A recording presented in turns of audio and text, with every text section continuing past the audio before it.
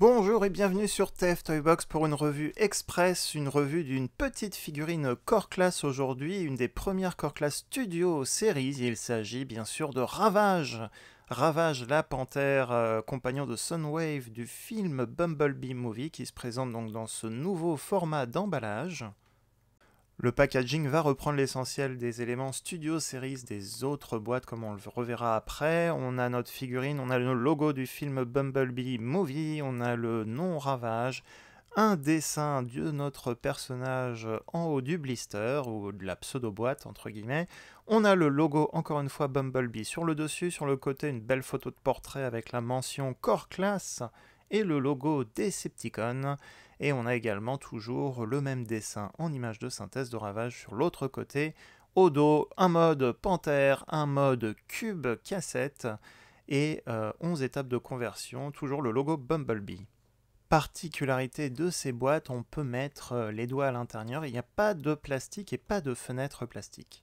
Et si on compare justement avec une figurine Deluxe Class et Voyager Class Studio Series du film Bumblebee, on a Brawn à gauche et Soundwave à droite que j'ai toujours pas ouvert, et bien la hauteur du blister de la petite boîte Core Class fait la taille d'une boîte Deluxe. Et là où on a le numéro 83 pour Soundwave, il n'y a pas de numérotation pour ces Core Class, pas du tout pour ces nouvelles figurines. Petite particularité aussi, les Deluxe Voyager Lead et pas Leader par contre, les Deluxe Voyager ont une fenêtre plastique alors que les Core Class n'en ont pas. Les boîtes Leader Class seront des boîtes solides sans fenêtre plastique.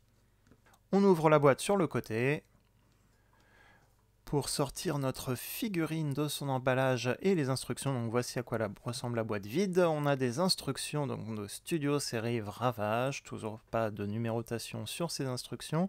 Et on a notre figurine attachée sur un seul fond. On a vu dans les revues de Ratchet et Wheeljack qu'il y a deux fonds. Un carton pour attacher les armes, la figurine, et un vraiment pour faire le fond Studio Series. Ici, on a un seul fond, mais il est quand même utilisable vu la taille de la figurine. Attention à ne pas jeter les accessoires. Il y a 4 accessoires.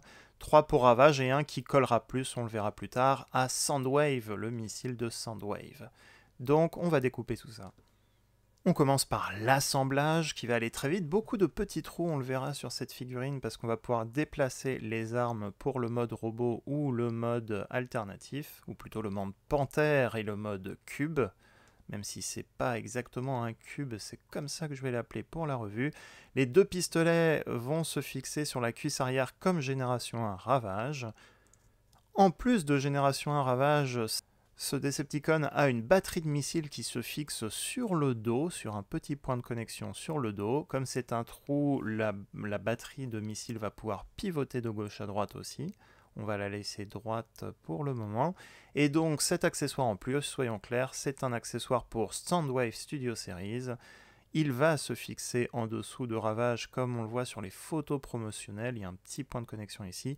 Mais il s'agit du bout de missile de Soundwave Génération 1 que vous pourrez rajouter sur un des deux canons de Soundwave, j'imagine, de Soundwave Studio Series. Donc pour l'instant, on peut le fixer là, mais on va le laisser hors champ, hors caméra, parce qu'à part être fixé sous le ventre de Ravage, il ne va rien faire d'autre pour cette figurine.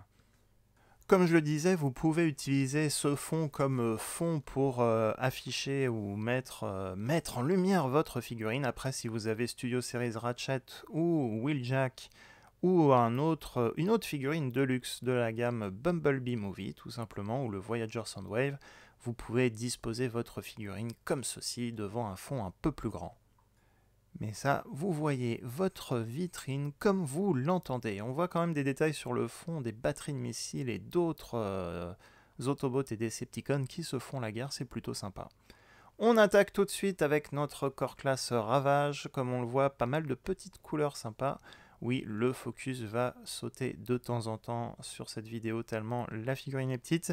On retrouvera les touches de rouge que Ravage avait dans le film. L'argent et les parties métallisées seront placées par du gris plastique. On a un logo Decepticon sur le côté. Et les pattes ont pas mal de points d'articulation au niveau de la cheville, au niveau des genoux et des coudes, mais un point intermédiaire aussi au niveau des pattes arrière pour vraiment positionner les pattes comme un animal. Donc on a une articulation en plus qui va permettre de mieux fixer et poser votre figurine. La queue est articulée de bas en haut, aussi pour la transformation. Au niveau des pattes avant, ce sont uniquement les coudes et les chevilles, les poignets, on va dire, qui sont articulés. Les pattes avant sont sur des ball joints, mais comme vous le voyez, il n'y aura pas beaucoup d'amplitude au niveau de ces pattes-là. La bouche peut s'ouvrir et se fermer, et ça, c'est plutôt chouette. Il a une belle gueule menaçante. C'est un tout petit corps classe, mais il est très bien sculpté, très bien articulé. Il a des yeux jaunes aussi. Un look donc beaucoup plus Studio Series, beaucoup plus brut, entre guillemets, que les figurines War for Cybertron. Et c'est normal, c'est ce qu'on attend de ces figurines. Des détails sculptés aussi au niveau de la colonne vertébrale. On a un petit trou ici, c'est lié à la transformation, mais rien de bien dramatique. Et des détails au niveau du dessus du dos de la colonne vertébrale pour faire un peu plus mécanique et organique en même temps. Et on peut même s'amuser à reproduire la pose de Génération 1 Ravage. Si vous vous équipez d'un stand, au lieu de placer le missile sous le ventre de Ravage, vous pouvez mettre donc un stand, et reproduire la pose de Ravage qui saute sur son ennemi, à l'image du dessin original, l'artwork original de Ravage sur son emballage, sur son jouet de 1984. Et ça marche aussi pour se jeter sur un Autobot. Bien évidemment, comparaison avec Génération 1 Ravage, la cachette Génération 1, ici c'est la version rééditée qui vient dans le pack Ravage Hasbro Pulse de l'année dernière Kingdom, la version Beast Wars. On retrouve donc nos pistolets à l'arrière des cuisses, mais en façon beaucoup plus modernisée, beaucoup plus fine que le jouet original, et c'est pas plus mal pour la version du film. Comparaison aussi avec le petit Micromaster slash cassette de la gamme War for Cybertron, la version Netflix. Ici, pas d'accessoires en plus, le détail, le pistolet est sculpté sur le haut de la cuisse et pas en argent. Et bien sûr, le dernier, Ravage War for Cybertron Kingdom, la version modifiée de Cheetor, la figurine Deluxe, qui lui aussi a ses pistolets au niveau des cuisses arrière pour simuler le look de Ravage Génération 1. On a donc fait le tour de quelques Ravages pour notre Core Class Ravage. C'est parti pour la transformation. On le verra plus tard, mais il faut enlever en fait les 3 accessoires pour cette transformation, les 4 accessoires si vous avez fixé le missile de Soundwave sous le ventre. On va refermer la gueule de notre panthère, on baisse la tête. On va avancer les pattes arrière d'un cran. Comme on le voit, le creux ici signifie qu'on peut avancer une partie de l'arrière de notre panthère vers l'avant. Pas besoin de le clipser, mais en tout cas, on peut l'avancer d'un cran, ce qui permet de baisser la partie arrière de Ravage et de replier la queue après.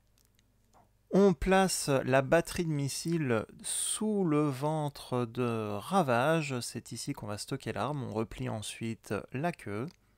On va écarter les pattes vers l'avant pour assembler et transformer les pattes arrière.